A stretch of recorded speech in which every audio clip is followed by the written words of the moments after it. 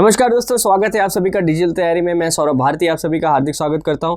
दोस्तों, भारत के हम प्रमुख भौतिक विभाजन कर रहे थे और इस कड़ी में आज हम बात करेंगे हमारे चौथे भूभाग तटीय मैदानों के बारे में। फर्स्ट लेक्चर के अंदर मैंने आपको चित्र बना के बताया था, जिसके अंदर मैंने आपको बताया था कि भारत के तटीय इलाके जो है, यहाँ पर भी कई सारी नदियां जैसे महानदी, गोदावरी, कृष्णा, कावेरी, नर्मदा, ताप्ती, ये भी अपने साथ जो मिट्टी बहा कर लाती है, उस मिट्टी के कारण यहाँ पर भी उपजाऊ मैदानों का निर्माण हुआ है। इन्हें हम तटीय मैदानों के नाम से जानते हैं। तो देखिए, आप सबसे पहले तो हम बात करें, देखिए अब भारत के इन तटीय इलाकों को अगर देखें कुछ इस तरीके से, यहाँ पर ये जो तटीय इलाके हैं, इन तटीय इलाकों में नदियों के द्वारा बहाकर लाई गई जो मिट्टी है, उनसे उपजाऊ मैदानों का निर्माण हो रखा है यहाँ पर, है ना। ठीक है, तो कुछ मैदान जो है ये तो हमारे किस तरफ है, ये आप देखें तो ये पश्चिम की तरफ है ना। ये कौन से हैं? पश्चिमी तटीय मैदान। और ये वाले कौन से हैं? ये वाले हैं पूर्वी तटीय मैदान। तो देखो, अध्ययन की दृष्टि से अपन इनको दो भागों में बांट लेते हैं, पश्चिमी तटीय और पूर्वी तटीय। तो देखिए, मैं एक तरफ लिखता हूं पश्चिमी तटीय मैदान और एक तरफ मैं लिख देता हूं पूर्वी तटीय मैदान। क्या क्या पॉइंट्स आपको याद रखने होंगे वो चीज हम डिस्कस कर लेते हैं। देखिए, सबसे पहले तो आपको देखना होगा कि पश्चिमी तटीय मैदानों के अंदर कौन सी महत्वपूर्ण नदियां हैं। देखिए, पश्चिमी तटीय मैदानों की तरफ अगर आप जाएंगे तो आपको यहाँ पर एक तो बड़ी महत्वपूर्ण नदी मिलेगी नर्मदा, और एक बड़ी महत्वपूर्ण नदी मिलेगी ताप्ती।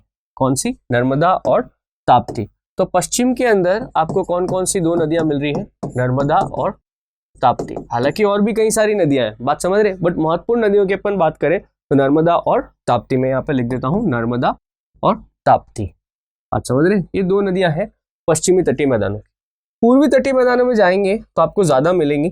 ठीक है, यहाँ पर आपको कौन कौन सी नदियां मिलेंगी? आप अगर देखें तो आपको मिलेगी महानदी, आपको मिलेगी गोदावरी, आपको मिलेगी कृष्णा, और आपको यहाँ पर मिलेगी कावेरी। महानदी, गोदावरी, कृष्णा और कावेरी, नदियों के नाम लिख देता हूं मैं। पूर्वी तटीय मैदानों में अपने पास कौन कौन सी नदियां हैं? महानदी, गोदावरी, कृष्णा और कावेरी। बात समझ रहे? तो सबसे पहले तो बात पश्चिमी और पूर्वी तट की नदियां याद रखिए। दूसरी बात आप देखें, पश्चिमी तट जो है, ये पश्चिमी तट जो है हमारा, जो ये कोस्ट है, इस कोस्ट के कुछ नाम हैं, और ईस्ट कोस्ट जो है यहां पर भी कुछ नाम है। जैसे मैं आपको एक उदाहरण देता हूं, आप देखें यहां पर हमारा एक टाउन है गुजरात में जिसका नाम है भुज। क्या नाम है? भुज। ऐसे कैसे यहां पर भी अपना एक टाउन है, इसका नाम है सूरत, है ना। फिर देखो अपना एक यहां पर बड़ा फेमस गोवा। क्या? गोवा। भुज, सूरत और गोवा। अब देखो, भुज से लेके ये पूरा गुजरात और अंत में यहां पर सूरत, ये जो पूरा कोस्ट है ना, तट जो है, इसका कुछ नाम है। क्या नाम है इसका? इसका नाम है सौराष्ट्र तट। क्या नाम है? सौराष्ट्र तट। ध्यान रखोगे, भुज से लेके ये सूरत, यानी कि बेसिकली पूरा गुजरात आ गया भाई, इसका नाम क्या है? सौराष्ट्र तट। अब देखो, सूरत से अगर अपन आगे चल रहे हैं गोवा तक, कहां तक? गोवा। इसमें महाराष्ट्र भी आ गया है, ये सूरत के बाद जस्ट महाराष्ट्र शुरू हो जाता है, गोवा तक जा रहे हैं अपन। इसको अपन क्या बोलते हैं? कोंकण तट। क्या बोलते हैं? कोंकण तट। फिर देखिए, आप गोवा के बाद में यहां पे एक जगह आती है, काफी नीचे जाके, वो जगह है मंगलौर। मंगलौर, बात समझ रहे? इस जगह को बोला जाता है कर्नाटका तट या कन्नड़ तट। ओके, और मंगलौर के बाद में लास्ट में आप देखें तो यहां पर ये कन्याकुमारी हमारा लास्ट पॉइंट आ जाता है ना। तो आप वहां तक मान सकते हैं। वैसे इस तरफ से अगर जाएंगे तो पूरा ये केरल राज्य है। ये केरल राज्य का जो तट है, इसे हम कहते हैं मालाबार तट। क्या कहते हैं? मालाबार। देखो, कई बार ये सवाल आया हुआ है, केरल के तट को किस नाम से जाना जाता है? मालाबार तट से। तो आप चाहें तो मैं यहाँ पर राज्यों के नाम भी लिख देता हूँ। जैसे मालाबार कौन सा हो गया, मालाबार हो गया केरल।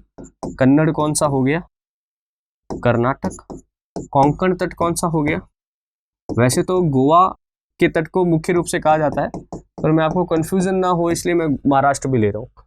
और सौराष्ट्र कौन सा हो गया भाई, गुजरात। बात समझ रहे। अब चलो दूसरी तरफ चलते हैं। दूसरी तरफ देखो क्या है, यहां देखो महानदी है और एक गोदावरी। महानदी और गोदावरी के बीच में पड़ता है ओडिशा राज्य। कौन सा, ओडिशा राज्य। तो इसको कहा जाता है उत्कल, या फिर कई कई किताबों में लिखा है उत्तरी सरकार तट। क्या लिखा है, उत्तरी सरकार तट। बात समझ रहे। अब देखो गोदावरी से लगभग आप नीचे जाओगे ना, गोदावरी, कृष्णा, यहां पर पूरा एक आंध्र प्रदेश राज्य पड़ता है। वर्तमान में क्या है, आंध्र प्रदेश राज्य पड़ता है। इसे कहा जाता है आंध्रा तट। क्या कहा जाता है, आंध्रा तट। बात समझ रहे। फिर देखिए आंध्र प्रदेश की सीमा से ये कावेरी नदी शुरू होती है, जहां पर तमिलनाडु में, और ये पूरा कावेरी नदी से लेके पूरा कन्याकुमारी तक ये पूरा जो एरिया पड़ता है, ये पड़ता है तमिलनाडु का एरिया। इसे कहा जाता है कोरोमंडल तट। इसे क्या कहा जाता है, कोरोमंडल तट, कोरोमंडल। बात समझ रहे। और एक और है यहाँ पर, ये ऊपर वाला जो तट आप देख रहे हैं ना, ये वाला, ये बंगाल तट कहलाता है। ये क्या कहलाता है, कोस्ट ऑफ बंगाल। तो अब आपको यहाँ पर राज्यों के नाम पता चल रहे हैं। बंगाल वाला तट तो कौन सा हो जाएगा, पश्चिम बंगाल हो जाएगा, आसान है। उत्कल तट या उत्तरी सरकार तट, ये कौन सा राज्य है, ओडिशा राज्य है ना। आंध्रा तट, ये कौन सा राज्य है, ये आंध्र प्रदेश राज्य है ना। और कोरोमंडल तट, ये कौन सा राज्य है, ये तमिलनाडु राज्य। तो देखो यार, सबसे पहले तो आप क्या याद रखोगे, इन तटों के नाम याद रखेंगे। अच्छे से मैंने बना दिया, आप भी कहीं पर एक बार बनाओ, ठीक हो जाएगा। ओके, अब देखो ऐसे कैसे आपको ये तट भी याद हो गए। अब देखो आप याद रखोगे, पश्चिमी तटीय बंदरगाह पर 6 प्रमुख बंदरगाह स्थित है, और पूर्वी तटीय बंदरगाह पर भी 6 प्रमुख बंदरगाह स्थित।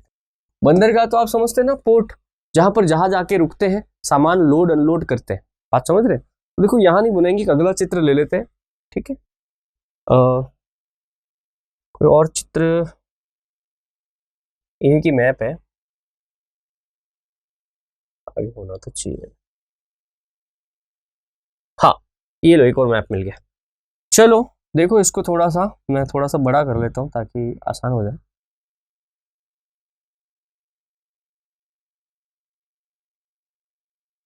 ओके, अब देखिए हमें बात करनी है भारत के प्रमुख बंदरगाहों के। देखो आधिकारिक रूप से कभी आपसे पूछा जाए ना कि हमारे पास कितने बंदरगाह हैं, तो हमारे पास टोटल 13 बंदरगाह हैं, जो सीधा केंद्र सरकार के अंडर में है। मतलब ऐसे तो बंदरगाह कई सारे हो सकते हैं, राज्य सरकार के अंडर में भी हो सकते हैं, बट हम बात कर रहे हैं राष्ट्रीय स्तर के। अपने पास कितने बंदरगाह है, 13। तो देखो 6 अपने पास कौन कौन से हैं। सबसे पहले देखो अपने पास है यहाँ पर एक बंदरगाह है जिसका नाम है कांडला। क्या नाम है, कांडला। फिर आप यहां आओगे, आपको एक बंदरगाह मिलेगा मुंबई। कौन सा मिलेगा, मुंबई, ठीक है। फिर मुंबई के पास में ही एक छोटा सा बंदरगाह है जिसका नाम है, छोटा सा नहीं है सॉरी, काफी बड़ा है, नाहावा शेवा। बात समझ रहे। तो मुंबई से आगे चलोगे तो गोवा आ जाएगा। गोवा भी एक बड़ा बंदरगाह है, उसका नाम है मारमा गोवा। क्या नाम है, मारमा गोवा। फिर आप काफी नीचे चलोगे कर्नाटक के अंदर तो आएगा मंगलौर। कौन सा बंदरगाह आएगा, मंगलौर बंदरगाह। और फाइनली आपको यहाँ पर केरल का मिलेगा एक बड़ा बंदरगाह, कोच्चि। कौन सा, कोच्चि, या कोचीन भी लिखते हैं कहीं कहीं जगह पे, एक ही बात है। देखो अपने पास यहाँ पर कितने बंदरगाह हो गए, 1 2 3 4 5 और 6 बंदरगाह तो आपको किस तरफ मिल गए, पश्चिम तरफ। ये अपना कौन सा साइड है, वेस्ट। कौन कौन से हैं, कांडला, मुंबई, नाहावा शेवा, मारमा गोवा, मंगलौर और कोच्चि, ठीक है। अब जाएंगे इस तरफ, पूर्व की तरफ।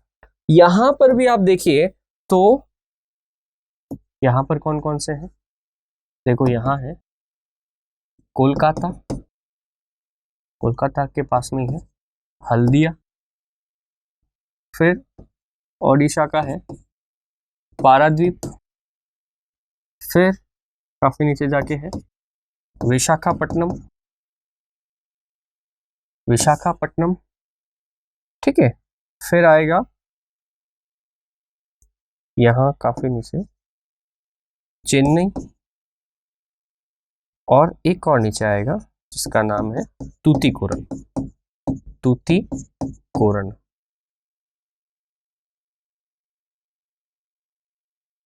ठीक है, तो ये भी कितने हो गए आप देखो वापस से, 1 2 3 4 5 और 6, तो 6 बंदरगाह आपके पश्चिम की तरफ और 6 बंदरगाह पूर्व की तरफ, और एक जो मैंने कहा ना 13वां बंदरगाह, ये है पोर्ट ब्लेयर।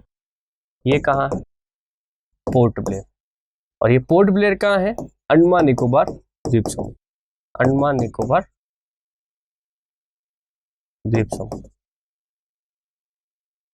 ठीक है। तो ये बेसिकली पोर्ट ब्लेयर पर आपको ये यहां मिलेगा, ये यहां, ये कहा पोर्ट ब्लेयर, ठीक है। तो आपको याद रह जाएगा अपने पास आधिकारिक रूप से टोटल कितने बंदरगाह हैं? 13 बंदरगाह है, 6 वेस्ट यानी पश्चिमी तट पर, 6 पूर्वी तट पर, और एक अपना पोर्ट ब्लेयर। सबसे लेटेस्ट बंदरगाह यही है, सबसे लेटेस्ट 2010 के अंदर जो बंदरगाह बनाया गया था ना, पोर्ट ब्लेयर को बनाया गया था। अब कुछ पॉइंट्स हैं उनको याद रख लो, जैसे ये कांडला बंदरगाह। देखो कांडला बंदरगाह का अब जो नाम रखा गया है ना, वो रखा गया है पंडित दीनदयाल उपाध्याय बंदरगाह। तो याद रखिएगा कि पंडित दीनदयाल उपाध्याय बंदरगाह कौन सा है? कांडला, कोलकाता। ये कोलकाता बंदरगाह जो है इसका हाल ही में नाम रखा गया है doctor Shyama Prasad Mukherjee port trust. Kolkata बंदरगाह का नाम क्या है?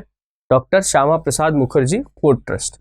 ऐसे कैसे ये नाहवा शेवा है ना, इस बंदरगाह का नाम है जवाहरलाल नेहरू पोर्ट। बात समझ रहे? तो ये कुछ बंदरगाहों के नाम है, इसको भी याद रखिएगा। अब एक इस बंदरगाह को याद रखिए विशाखापट्टनम। विशाखापट्टनम में क्या है? सबसे गहरा प्राकृतिक बंदरगाह, सबसे गहरा प्राकृतिक बंदरगाह। भारत सबसे ज्यादा हैवी निर्यात कहां से करता है? आयात निर्यात जो करता है कांडला बंदरगाह से करता है। सर्वाधिक व्यापार कहां होता है? मुंबई और नाहवा शेवा बंदरगाह पर होता है। कोची बंदरगाह, इसे अरब सागर की रानी, अरब सागर की रानी और पूर्व का मोती कहा जाता है। क्या कहा जाता है? पूर्व का मोती। अरब सागर की रानी और पूर्व का मोती, ये सब किसे कहते हैं? अपन कोच्चि को कहते हैं। ओके दोस्तों, तो दोस्तों ये है तटीय मैदानों के बारे में अपनी कुछ महत्वपूर्ण जानकारियां, फैक्ट्स हैं, इनको आपको याद रखना पड़ेगा। तो देखो आपको अगर एक मैं शॉर्ट नोट्स तैयार कराऊं तो आप क्या याद रखेंगे, मैं आपको बता देता हूं अभी। एक तो आप ये चित्र में अपन ने जो ये नर्मदा, ताप्ती, महानदी, गोदावरी, कृष्णा, कावेरी लिखा था, इनके बारे में थोड़ा ध्यान रखना। ये कोस्ट जो मैंने आपको बताए थे, ये कोरोमंडल तट तमिलनाडु के तट को बोला जाता है, कई बार पूछा हुआ है। मालाबार तट केरल के तट को पूछा जाता है, कई बार पूछा हुआ है। सौराष्ट्र तट गुजरात, इस तरीके से आप याद रखिएगा, ये क्वेश्चन आता है, ठीक है। अब जो चीज आप नोट करके रखेंगे वो मैं आपको बता देता हूं। जैसे भारत की तटरेखा पश्चिम में कच्छ के रण से लेकर गंगा ब्रह्मपुत्र नदी के डेल्टा तक है, पूरा जो अपन बात कर रहे थे। पश्चिमी तटीय मैदान की अपेक्षा पूर्वी तटीय मैदान कैसा है? अधिक चौड़ा है। आप देखें तो मैंने इसको चित्र में भी इसी प्रकार से बनाया था, इसको ज्यादा चौड़ा बनाया, इसको कम चौड़ा बनाया था मैंने, है ना, ठीक है। पूर्वी तटीय मैदान की नदियां डेल्टा बनाती हैं। और एक और क्वेश्चन, अच्छा क्वेश्चन मैं भूल गया यहाँ पे, वो भी मैं आपको बता देता हूँ। देखो यार इसमें क्या है, एक और बात आपको याद रखो तो थोड़ा ठीक रहेगा आपके लिए। देखो नर्मदा और ताप्ती नदियां जो है ना, ये समुद्र में गिरने से पहले एस्चुरी का निर्माण करती है। किसका निर्माण करती है? एस्चुरी का। अभी एस्चुरी क्या होती है अभी बताता हूं मैं आपको। और ये महानदी, गोदावरी, कृष्णा, कावेरी नदियां जो है, जो कि इधर गिरती है बंगाल की खाड़ी में, ये नदियां डेल्टा का निर्माण करती है। किसका निर्माण करती है? डेल्टा। महानदी, गोदावरी, कृष्णा, कावेरी नदियां ये सब तो कहाँ पे गिरती हैं? ये सब नदियां बंगाल की खाड़ी में गिरती हैं। और ये नर्मदा और ताप्ती नदियां ये कहाँ पर गिरती हैं? अरब सागर में गिरती। कहाँ गिरती है? अरब सागर। डेल्टा मैंने अभी आपको पिछले लेक्चर में बताया था, गंगा ब्रह्मपुत्र का जब बात किया था, तो डेल्टा में हमने कहा था नदी जब समुद्र में गिरने से पहले अनेक छोटी छोटी धाराओं में विभाजित हो जाए, एक दलदल का निर्माण कर ले, तो डेल्टा बोलते। तो ये नदियां जो बंगाल की खाड़ी में जाके गिरती, इनकी विशेषता है डेल्टा बनाना। परंतु जो नदियां यहाँ अरब सागर की तरफ जाकर गिरती है, जिसमें नर्मदा और ताप्ती बड़ी प्रमुख है, वो नदियां क्या बनाती हैं? एस्चुरी। इसका मतलब क्या है? इन नदियों का पानी समुद्र में गिरने से पहले छोटी छोटी धाराओं में विभाजित नहीं होता है। ये नदियां क्या करती हैं? सीधा समुद्र में जाके गिरती है। और जब ये समुद्र में एक ही स्थान पर लगातार गिरती जाती हैं, तो इनके द्वारा क्या होता है? इनके फोर्स से एक गहरा खड्डा बन जाता है। जब नदियां लगातार लंबे समय तक एक ही जगह पर जाकर गिर रही हैं, तो आप देखें क्या होता है? ये गहरा खड्डा बन जाता है। तो ये जो गहरा खड्डा बना है ना, ये गहरा खड्डा जो बन गया है, इसी को हम क्या बोलते हैं? एस्चुरी बोलते हैं। क्या बोलेंगे? एस्चुरी क्या होती है? नदियां जब समुद्र में गिरने के लिए जाती हैं और वो एक ही प्रवाह के साथ सीधा जाके समुद्र में गिरती हैं, तो वो एक खड्डे नुमा संरचना बना लेती हैं। इसी को हम क्या बोलते हैं? एस्चुरी बोलते हैं। तो पश्चिमी घाट की जो नदियां हैं, यानी कि नर्मदा और ताप्ती, ये नदियां क्या बनाती हैं? एस्चुरी बनाती है। जबकि इस तरफ वाली जो नदियां हैं, ये सब क्या बनाती हैं? डेल्टा बनाती है। अच्छा सवाल है, इसको थोड़ा करके जाना, ठीक है। बाकी सारी चीजें मैंने आपको बता दी थी। काठियावाड़ जो है ये गुजरात के मैदानों को कहा जाता है, कोंकण मैदान जो है महाराष्ट्र और गोवा के मैदानों को, मालाबार जो है कर्नाटक और केरल के मैदानों को कहा जाता है। ये हमने कर लिया था वैसे, ठीक है। इसमें तटीय झीलें या बैक वाटर्स लेक भी पाई जाती है। क्या होता है? तटों के ऊपर कई बार क्या होता है? बहुत ज्यादा खड्डे वगैरह होते हैं, तो समुद्र का पानी आकर क्या होता है? इन खड्डों के अंदर जमा हो जाता है और झीलों का निर्माण कर देता है। तो समुद्र की तटों के ऊपर समुद्र के पानी से बनने वाली जो झीलें हैं ना, इन्हें पश्चकयाल या बैक वाटर या लेगून झीलें कहा जाता है। क्या कहा जाता है? लेगून झीलें कहा जाता है। जैसे केरल की एक प्रसिद्ध लेगून झील है वेबनाड झील।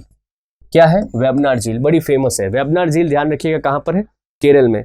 हालांकि इस पूरे मैदानी प्रदेश के अंदर आपको चाय, सुपारी, गरम मसाले, नारियल, रबड़, इन सब की खेती आपको देखने को मिलेगी, ठीक है। फिर अपन ने ये पोर्ट वाला कर लिया था। पूर्वी मैदानों के अंदर देखो, मैंने आपको बताया, जैसे उत्तरी सरकार तट का मैंने आपको बताया, आंध्र प्रदेश में कृष्णा नदी तक के डेल्टा तक, ठीक है। विशाखापट्टनम, मछलीपट्टनम, यहाँ पर आपको बंदरगाह मिलेंगे। कोरोमंडल तट का विस्तार कृष्णा नदी के डेल्टा से लेकर कुमारी अंतरीप या फिर आप कन्याकुमारी कह सकते हैं, वहां तक पाया जाता है। पूर्वी तटीय की मैदान ये अभी कम कटाफटा है, बिल्कुल सिंगल लाइन में चलता है, इसलिए आपको यहाँ पर प्राकृतिक बंदरगाह कम मिलेंगे। जैसे चेन्नई है, चेन्नई एक कृत्रिम बंदरगाह है, मतलब मनुष्यों ने बनाया है, हमने बनाया है। और चेन्नई अपना सबसे पुराना बंदरगाह भी है, ध्यान रखिएगा, ठीक है। तो दोस्तों ये इसमें इतना ही था, इसमें आप इतने नोट्स बनाइए। बाकी जो चीजें थी वो मैंने आपको पहले बता दी है ना।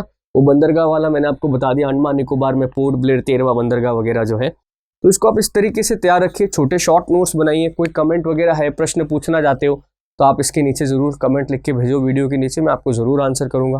भारतीय द्वीप समूह के बारे में देखिए, इससे पहले हमने हिमालय पर्वतमाला, मध्यवर्ती मैदान, तटीय मैदान और प्रायद्वीपीय भारत के बारे में पढ़ा। आज हमारा ये इस कड़ी का लास्ट टॉपिक रहेगा। इसको करते ही आप भारत के अंदर जितने भी फिजिकल फीचर्स हैं, भौतिक विशेषताएं, उन सबको आराम से समझ पाएंगे। तो आइए शुरू करते हैं भारतीय द्वीप समूह। देखिए सबसे पहले तो आप ये समझें कि द्वीप क्या होता है। द्वीप देखिए ऐसा भूभाग जो चारों तरफ से पानी से घिरा हुआ है, उसे अपन क्या कहते हैं? द्वीप कहते हैं। बात समझ रहे हैं? ऐसी भूमि जो चारों तरफ से किससे घिरी हुई है? पानी से घिरी हुई है, ये द्वीप कहलाती है। तो भारत के आसपास भी कुछ ऐसी भूमियां हैं जो चारों तरफ से समुद्र से घिरी हुई है ना। कहीं पर नदी के डेल्टा के अंदर बीच में ऐसा कोई द्वीप निकला हुआ है, तो उसे हम भारतीय द्वीप समूह के अंदर कंसीडर करते हैं। अगर मैं आपको मोटे मोटे तौर पर बताऊं कि भारतीय द्वीप समूह में कौन कौन आता है, तो थोड़ा ध्यान दीजिएगा। देखिए भारतीय द्वीप समूह में हम सबसे पहले बात करेंगे अरब सागर के द्वीप समूह। किसके? अरब सागर के द्वीप समूह, ये हमारा अरब सागर है। फिर हम बात करेंगे बंगाल की खाड़ी के द्वीप समूह, है ना, ये हमारी बंगाल की खाड़ी है।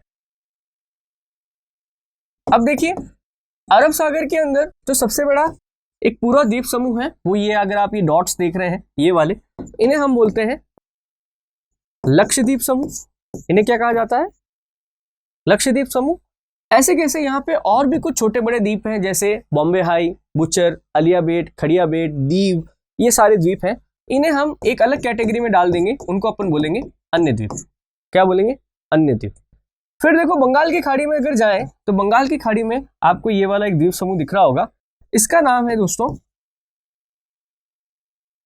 अंडमान निकोबार द्वीप समूह। इसका नाम क्या है? अंडमान निकोबार द्वीप समूह, बड़ा फेमस है। ऐसे यहाँ पर कोई छोटे बड़े और भी कुछ आइलैंड हैं, जैसे यहाँ पर आपको न्यूमुर्द मिलेगा, श्रीहरिकोटा मिलेगा, पम्बन आइलैंड मिलेगा आपको, और भी यहाँ पर कहीं चांदीपुर में व्हीलर आइलैंड मिलेगा, है ना। इन सभी को अपन किस में डाल देंगे? इन सभी को अपन अन्य द्वीप के अंदर डाल देंगे। ठीक है, तो बारी बारी से अपन बात करेंगे। सबसे पहले अरब सागर के द्वीपों की, फिर हम बात करेंगे बंगाल की खाड़ी के द्वीपों की। पहले बात ले रहा हूं मैं कौन से द्वीप? अरब सागर के द्वीप। ठीक है, इनके अंदर भी अपन सबसे पहले किसकी बात करेंगे? लक्षद्वीप समूह।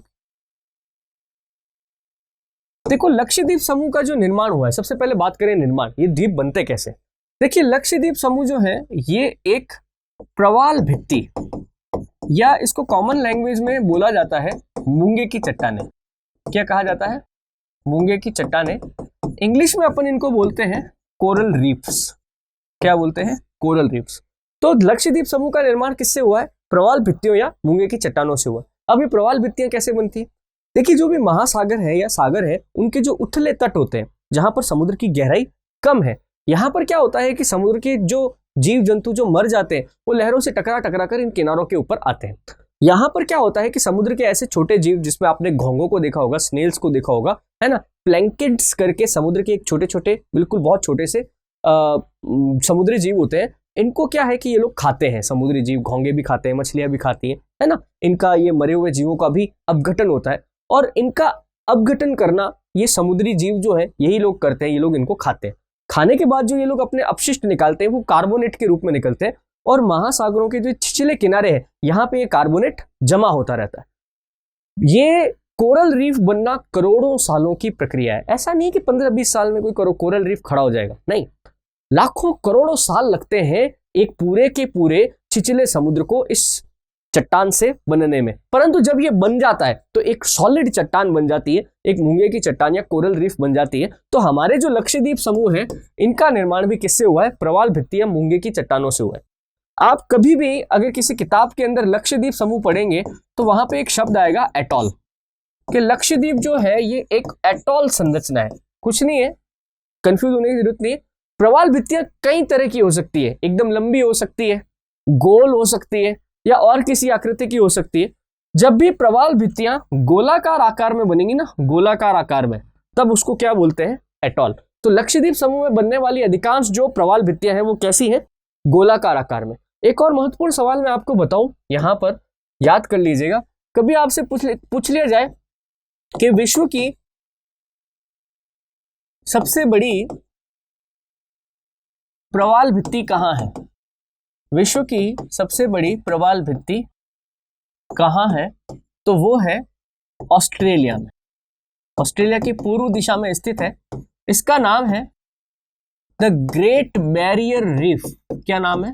The great barrier reef. तो विश्व की सबसे बड़ी प्रवाल भित्ति कौन सी है? The great barrier reef. कहां पे मिलेगी आपको? ऑस्ट्रेलिया के पूर्वी भाग के अंदर मिलेगी। ओके, तो लक्षद्वीप समूह निर्माण कैसे हुआ है? प्रवाल भित्तियां मूंगे की चट्टानों से हुआ है, और कैसी संरचना है? एक एटॉल संरचना। लक्षद्वीप समूह में टोटल छोटे बड़े मिला के 36 द्वीप है। कितने हैं? 36 द्वीप है। और लक्षद्वीप समूह की जो राजधानी है उसका नाम है कावारत्ती। क्या नाम है? कावारत्ती। याद रह जाएगा, लक्षद्वीप समूह की राजधानी क्या है? कावारत्ती। ओके, 2 पॉइंट और याद रखेंगे। एक पॉइंट, क्षेत्रफल की दृष्टि से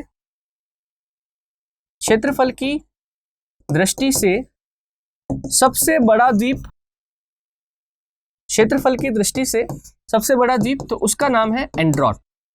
क्या नाम है? एंड्रोट। लक्षद्वीप समूह में जो छोटे बड़े 36 द्वीप है ना, उसमें से क्षेत्रफल की दृष्टि से, जनसंख्या, निवास की दृष्टि से सबसे बड़ा द्वीप कौन सा है? एंड्रोट, याद रह जाएगा। और एक और याद रखेंगे, सबसे, ये अच्छा क्वेश्चन है, दक्षिणतम द्वीप, सबसे दक्षिणतम द्वीप ये कौन सा है? मिनिकॉय।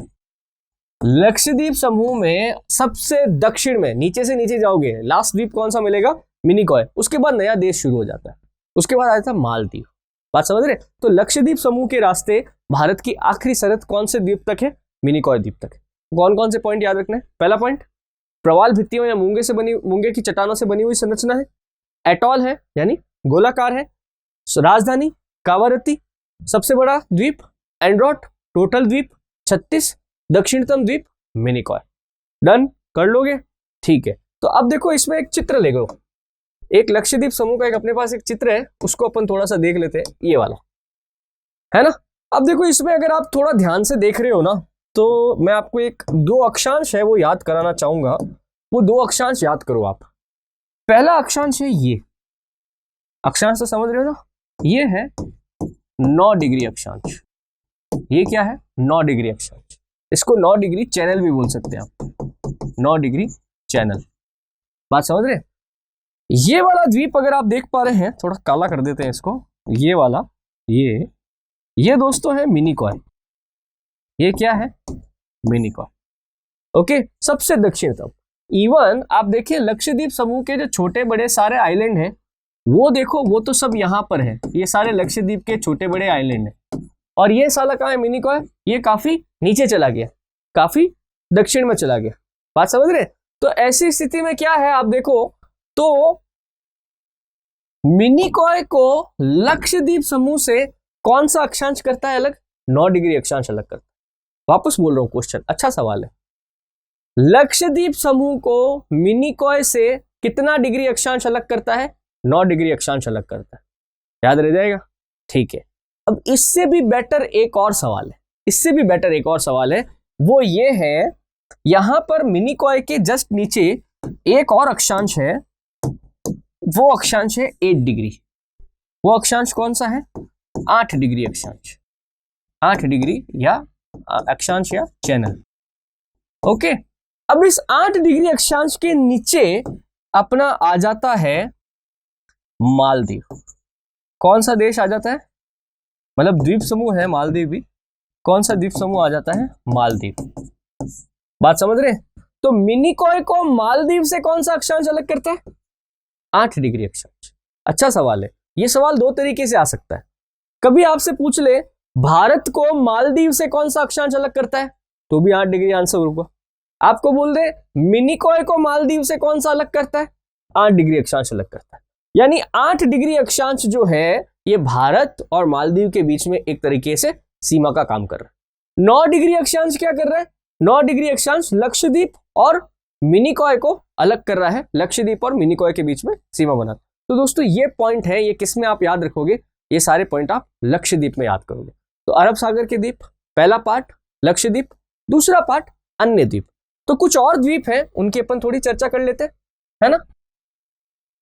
देखो अन्य द्वीपों के अंदर एक तो मैं चर्चा करना चाहूंगा बॉम्बे हाई की। किसकी? Bombay high.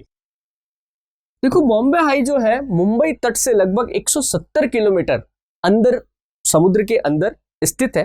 Bombay high right now, आज की तारीख में सर्वाधिक कच्चा तेल उत्पादक क्षेत्र है भारत। किसका? भारत। आज भी भारत सर्वाधिक कच्चा तेल जो निकालता है, यानी कि समुद्र के तटीय भागों से, ठीक है, समुद्र के तटीय भागों से सबसे ज्यादा कच्चा तेल अपना आज भी कहां से निकल रहा है? बॉम्बे हाई से निकल रहा है। बॉम्बे हाई से ही कुछ दूरी पर एक और द्वीप है जिसका नाम है बुचर द्वीप। जिसका नाम क्या है? बुचर द्वीप। यहां पर क्या है? बॉम्बे हाई से जो कच्चा तेल निकाला जाता है उसका स्टोरेज कहां पर होता है? बुचर द्वीप पे। दोनों ही मुंबई बंदरगाह के पास स्थित। एक और मैं चाहूंगा आप याद रखें, दीव। किसको? दीव को। दीव स्थित है खंबात की खाड़ी में। दीव कहां है? खंबात की खाड़ी में। तो अब ये खंबात की खाड़ी किधर होगी? वैसे तो आई थिंक मैंने पीछे बता दिया था, बट फिर भी आप ध्यान रखिए। देखिए गुजरात का जो ये वाला इलाका है ये तो है कच्छ की खाड़ी, ये तो कौन सी है? कच्छ की खाड़ी। और ये वाला जो इलाका है ये कौन सा है? ये है खंबात की खाड़ी। ओके, अब इस खंबात की खाड़ी में ही यहाँ बीच में है आपका दीव, और यहाँ भूमि के ऊपर है दमन। मतलब दीव तो कहाँ है? समुद्र के बीच में है, ठीक है, और दमन कहाँ है? भूमि के ऊपर है। तो दमन और दीव हमारा केंद्र शासित प्रदेश। हालांकि इसमें एक अच्छा क्वेश्चन है, दमन दीव और दादरा नगर हवेली, नाम सुना होगा आप। दमन दीव और दादरा नगर हवेली 26 जनवरी 2020 के बाद से एक ही केंद्र शासित प्रदेश के रूप में बदल दिए गए। पहले दोनों अलग अलग थे, दमन दीव अलग केंद्र शासित प्रदेश था और दादरा नगर हवेली अलग केंद्र शासित प्रदेश था। बट 26 जनवरी 2020 के बाद दोनों को मर्ज करके एक ही केंद्र शासित प्रदेश बना दिया गया। तो ये थोड़ा सा इसमें आप याद रखेंगे। ओके, तो देखो अरब सागर के जो हमने द्वीप पढ़े उसमें आपको नोट्स क्या तैयार कर रहे हैं, थोड़ा सा उनके ऊपर चर्चा कर लेते हैं। देखो अरब सागर के द्वीप, पहला कौन सा? लक्षद्वीप समूह। देखो लक्षद्वीप कैसे है? प्रवाली द्वीप है, प्रवाल भित्तियों से बने हुए हैं, है ना। संपूर्ण वर्ग क्षेत्रफल 32 वर्ग किलोमीटर है। राजधानी कावारती, ठीक है। सबसे बड़ा, सबसे दक्षिणतम द्वीप कौन सा है? मिनिकॉय। ये सबसे बड़ा दक्षिणतम लिख दिया तो आपको कंफ्यूजन नहीं हो, इसलिए मैं बड़ा हटा रहा हूं, है ना। वैसे सबसे बड़ा द्वीप कौन सा है? एंड्रोट। क्षेत्रफल की दृष्टि से सबसे बड़ा द्वीप कौन सा है? एंड्रोट। सबसे दक्षिणतम द्वीप कौन सा है? मिनिकॉय। ओके, नेक्स्ट, ये मैंने चित्र आपको बता ही दिया था, है ना। फिर कुछ और द्वीप है, कुछ तो मैंने आपको बता दिया, फिर और है। गुजरात में पीरम तथा भैसला है। मुंबई के पास हेनरे, कैनरे, बुचर, स्पिलीफेंटा। मैंगलोर के पास भटकल, पिजनकॉक। खंबात की खाड़ी में वेद, नीरा, कुरुभार। ये नर्मदा और ताप्ती की मुहाने पे अलिया बेट और खड़िया बेट जो है, यहाँ से भी कच्चा तेल निकाला जाता है। गुजरात के कच्चा तेल उत्पादक क्षेत्र है। बाकी एक मैंने आपको बॉम्बे हाई और बुचर बता दिया। कुछ द्वीपों के नाम यहाँ लिखे हैं, याद करो तो ठीक है, बट आप अगर आपके एनटीपीसी से थोड़ा और आगे जाके एग्जाम दोगे तो ये काम आएगा। अदरवाइज आप सिर्फ नाम बस ऐसा होना चाहिए सुने हुए, एकदम से नहीं लगना चाहिए कि भारत में है भी कि नहीं है, तो इसलिए मैंने यहाँ पे लिख दिया था। ओके, तो दोस्तों ये हमारा कौन सा हो गया? अरब सागर की द्वीप। अब देखो अपन बात करेंगे किसकी? अंडमान निकोबार द्वीप समूह। किसकी? अंडमान निकोबार द्वीप समूह। ये कहां पर है? बंगाल की खाड़ी में स्थित। कहां स्थित है? बंगाल की खाड़ी में स्थित। तब देखो अंडमान निकोबार द्वीप समूह के निर्माण के बारे में क्या कहना है। देखो अंडमान निकोबार द्वीप समूह के निर्माण का कोई एक कारण नहीं है ना। जैसे उधर तो आपने क्या बोल दिया, अंडमान निकोबार उसमें लक्षद्वीप में साफ प्रवाल भित्तियों से बना है, यहां पे नहीं बोल सकते। अंडमान निकोबार द्वीप समूह का निर्माण ज्वालामुखी गतिविधियां, भूकंप, प्रवाल, इन सभी से हुआ है। इन सभी का योगदान है अंडमान निकोबार द्वीप समूह के बनने में, किसी एक कारण का नहीं, ठीक है। अब यहां पर अंडमान और निकोबार द्वीप समूह में इनका मतलब क्या है, सिग्निफिकेंस क्या है, अपने को कैसे पढ़ना है। तो देखो मैं एक चित्र आपके सामने बनाता हूं, इसको थोड़ा सा आप करना, इससे बाहर कुछ नहीं जाएगा। देखो अंडमान निकोबार द्वीप समूह क्या है, ऐसे तो छोटे बड़े कई सारे द्वीप हैं, पर अपन को ये 7 द्वीप याद रखना है। अपने को क्या रखना है? 7 द्वीप याद रखना है। ये 7 द्वीप कौन से हैं? ये 7 द्वीप है, देखो, उत्तर अंडमान, मध्य अंडमान, दक्षिण अंडमान और छोटा अंडमान, ठीक है। फिर क्या होता है, एक अक्षांश रेखा आ जाती है, वो अक्षांश रेखा है 10 डिग्री अक्षांश। कौन सा अक्षांश? 10 डिग्री अक्षांश। कौन कितना? 10 डिग्री अक्षांश या चैनल। 10 डिग्री के उत्तर में जो भी द्वीप है उन सबको तो अपन क्या बोलते हैं? अंडमान बोलते हैं।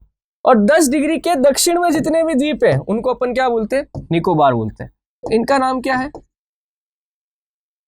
कार निकोबार, छोटा निकोबार और बड़ा निकोबार।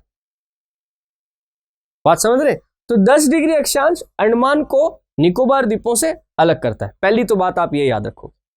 दूसरी बात, अगर यहां पे कहें कि क्षेत्रफल की दृष्टि से सबसे बड़ा द्वीप कौन सा है, सबसे बड़ा द्वीप, तो आप बोलेंगे वो है मध्य अंडमान। कौन सा है?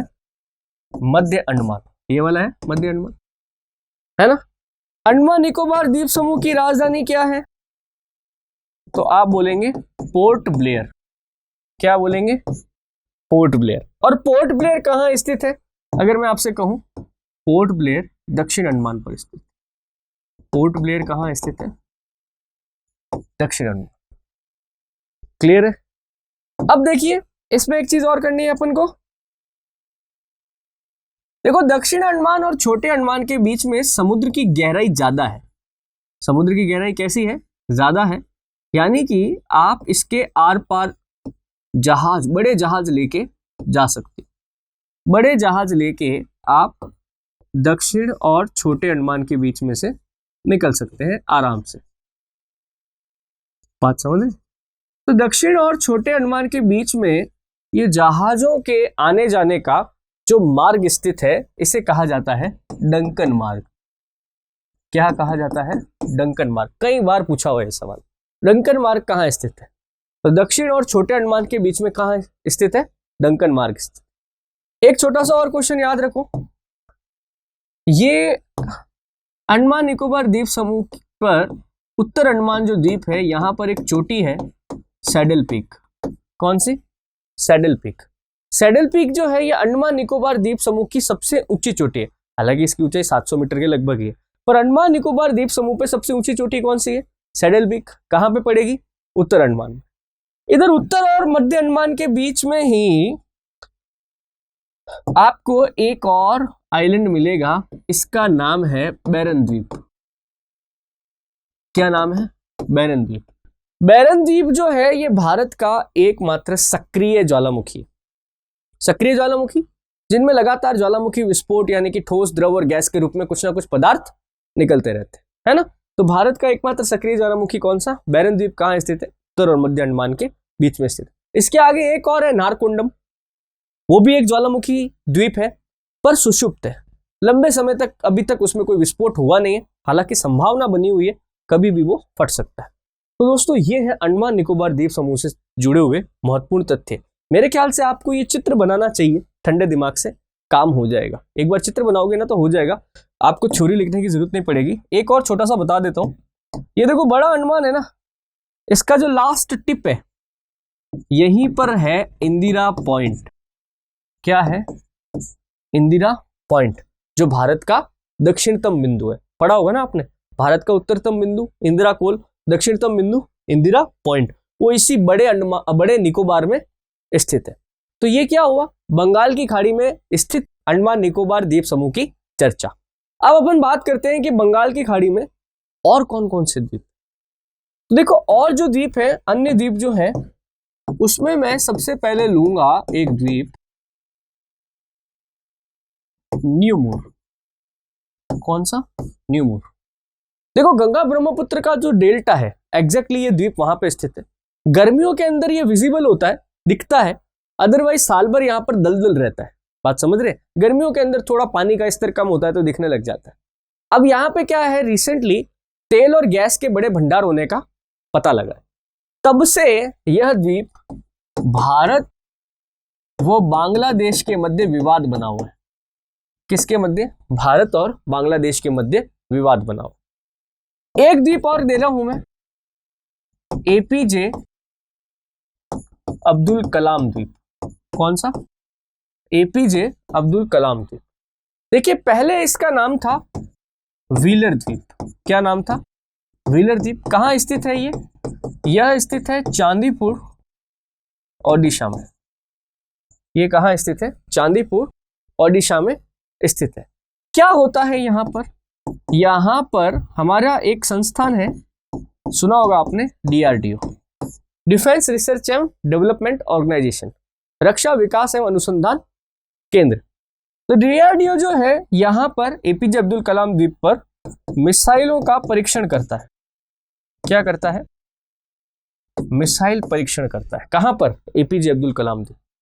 ऐसे कैसे? देखो एक और द्वीप है अपने पास, श्री हरिकोटा। कौन सा? श्री हरिकोटा। ये आंध्र प्रदेश में स्थित है। कहां स्थित है? आंध्र प्रदेश में। इस द्वीप के ऊपर सतीश धवन अंतरिक्ष केंद्र स्थित है। क्या स्थित है? सतीश धवन अंतरिक्ष केंद्र स्थित है ना। यहां से, इस सतीश धवन अंतरिक्ष केंद्र से इसरो अपने प्रक्षेपास्त्र नहीं कहना चाहिए, इसरो जो है वो अपने कृत्रिम उपग्रह लॉन्च करता है। क्या करता है? लॉन्च करता है। तो अपन ने कौन कौन सा लिया? न्यूमूर, एपीजे अब्दुल कलाम और श्री हरिकोटा। एक द्वीप में आपको और बताना चाह रहा हूं, वो भी ले ही लो, इतना सब कर लिया है तो एक और कर लेते हैं। एक द्वीप और आप याद रखना, पम्बन द्वीप। कौन सा? पम्बन द्वीप। पम्बन द्वीप जो है ये भारत और श्रीलंका के बीच स्थित है। कहां स्थित है? भारत और श्रीलंका के बीच स्थित है ना। कोई विवाद नहीं है, भारत का ही है। कहां स्थित है? भारत और श्रीलंका के बीच में। वो राम सेतु आता है ना, राम सेतु का वो लास्ट पॉइंट है अपना पम्बन आइलैंड। तो दोस्तों ये कौन से हो गए? अंडमान निकोबार द्वीप समूह के साथ में बंगाल की खाड़ी के अन्य द्वीप। तो हमने देखो अभी तक जो लिखा है अंडमान निकोबार द्वीप समूह के बारे में, उसको भी थोड़ा सा आप जो है कर लीजिए डिजिटली। देखो अंडमान निकोबार द्वीप समूह जो है वो बंगाल की खाड़ी में सबसे महत्वपूर्ण द्वीप है ना। अंडमान और निकोबार द्वीप समूह को 10 डिग्री अक्षांश अलग करता है। ये देखिए 10 डिग्री अक्षांश अलग करता है। अंडमान के 4 उत्तरी, मध्य, दक्षिण और छोटा अंडमान, फिर कार, लिटिल और ग्रेट, कार, छोटा और बड़ा निकोबार द्वीप। अंडमान निकोबार द्वीप समूह की राजधानी पोर्ट ब्लेयर कहां स्थित है? दक्षिणी अंडमान में स्थित है। बाकी ज्यादा जानकारी मैंने आपको उस चित्र में बता दी थी। सैडल पीक हुआ, बैरन द्वीप हुआ, है ना, वो एक अपना जो बीच में था डंकन पास, वो सारी चीजें। ये एक अच्छा चित्र है, डिजिटल चित्र है, थोड़ा सा आप इसको देख लें तो शायद आपको आसानी हो। देखो यहां पर ये उत्तर अंडमान, मध्य अंडमान, दक्षिण अंडमान और छोटा अंडमान। फिर देखो कार निकोबार, छोटा निकोबार और बड़ा निकोबार। बीच में भी कई सारे आइलैंड आ जाते हैं और इनके बीच में ये कौन सा है? 10 डिग्री चैनल। ठीक है। एक देखिए इसी अंडमान निकोबार द्वीप समूह में यहां पर कुछ छोटे छोटे आइलैंड है। देखो उसमें एक आइलैंड है हैवलॉक, ठीक है, एक है नील और एक है रॉस। क्या? रॉस। अंडमान निकोबार द्वीप समूह में ये छोटे छोटे आइलैंड स्थित है। कौन कौन से? हैवलॉक, ये हैवलॉक आपको यहां पड़ेगा, है ना। फिर ये वाला जो द्वीप है ये नील आइलैंड है और यहां पर एक और द्वीप पड़ता है जिसका नाम रॉस आइलैंड है। ठीक है। हैवलॉक द्वीप का नाम अब कर दिया गया है स्वराज द्वीप। क्या कर दिया है? स्वराज द्वीप। नील द्वीप का नाम अब कर दिया गया है शहीद द्वीप और रॉस द्वीप का नाम अब कर दिया गया है नेताजी सुभाष चंद्र बोस द्वीप। ये क्वेश्चन कई बार पूछ लेते हैं, थोड़ा सा इसको देख लेना, है ना। ये भी लेटेस्ट ही किया था, जो पिछली मोदी सरकार का कार्यकाल था उस कार्यकाल में ये किया गया था। तो रॉस आइलैंड कई बार पूछा हुआ है कि अंडमान निकोबार द्वीप समूह में स्थित रॉस आइलैंड का नाम अभी क्या कर दिया गया है। या अंडमान निकोबार द्वीप समूह में जो नेताजी सुभाष चंद्र बोस के नाम पर जिस द्वीप का नामकरण किया गया उसका नाम क्या था? तो रॉस आइलैंड। तो मेरे ख्याल से आप ये कर लेंगे। अन्य द्वीपों के बारे में मैंने आपको बताया था, है ना। उसके अंदर एक मैंने आपको न्यूमूर बता दिया, भारत और बांग्लादेश के मध्य। पम्बन द्वीप मन्नार की खाड़ी में, भारत और श्रीलंका के बीच में। हरिकोटा द्वीप आंध्र प्रदेश में। और प्रवाली द्वीप है कुछ। माजुली द्वीप तो अपन ने पहले कर ही लिया था। एक वो व्हीलर आइलैंड जो चांदीपुर उड़ीसा में था, एपीजे अब्दुल कलाम, उसको थोड़ा सा कर लेना। तो दोस्तों यहाँ पे खत्म होते हैं भारत के द्वीप समूह। ऑलमोस्ट सारे द्वीप, मतलब जितने आपके काम के मैंने कवर कर लिए हैं। एक बार इनको ढंग से पढ़िए ठंडे दिमाग से, छोटे मोटे शॉर्ट नोट्स बनाइए ताकि चीजें थोड़ी स्थायी हो, है ना। नेक्स्ट लेक्चर में अपन को एक नया टॉपिक डिस्कस करते हैं। इस लेक्चर में इतना ही, फिर मिलेंगे नेक्स्ट लेक्चर में। तब तक के लिए thank you. Please like, share, subscribe digital